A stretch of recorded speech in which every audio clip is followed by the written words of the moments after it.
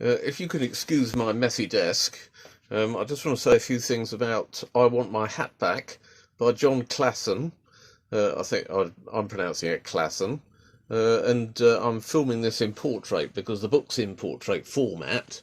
Klassen wrote a trilogy of books about hats, children's picture books. I Want My Hat Back, This Is Not My Hat, and the last one is We Found a Hat. Well, that was written a few years later than the other two. So I Want My Hat Back, I think, was 2011. And this one, This Is Not My Hat, was 2012. And then We Found a Hat was written in 2016. And that's a little bit different from the others in tone, because it's a bit more kind of dreamy and poetic in the way it's written. But I Want My Hat Back, which is the first of the three, is very deadpan, and the second one, This Is Not My Hat, is quite similar. So if you have a look at the pictures, let's just see if I can find the. Here we go. So it's about a bear who's lost his hat and he's looking for his hat. There he is. My hat's gone. I want it back. And it's very simply written. It's just written in direct speech, I suppose. So it's the bear talking, and it's various animals, other animals that he meets, talking back to him.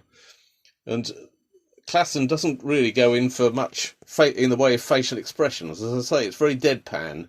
Everybody's just kind of staring almost straight out of the pictures at you, and there aren't any facial expressions really.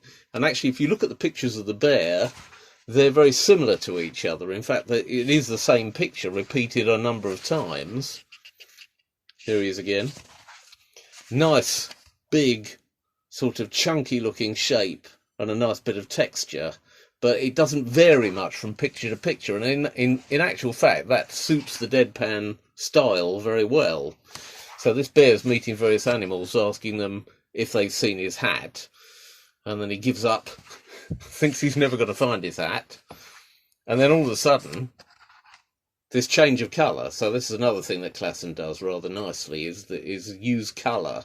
So he suddenly realises that actually he's seen his hat, and if you go back through the book, he met up with a rabbit who was wearing his hat, and he didn't even realise that was the case. So there he is, and the colour of the hat is red, the same as the background colour of the page where he suddenly realises he has seen his hat.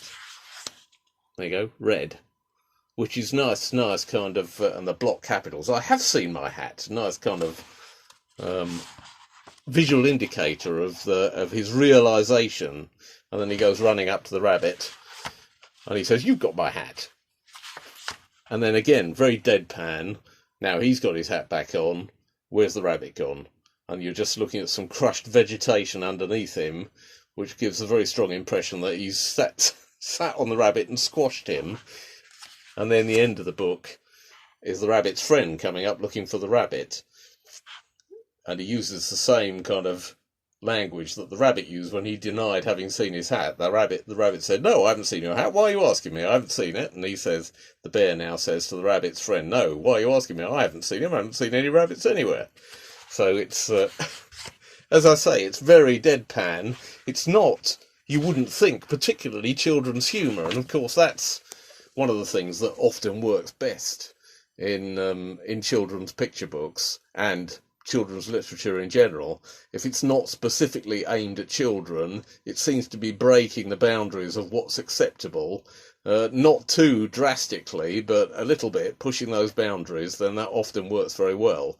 And this is a very effective book. The graphic design of it is really a nice piece of work.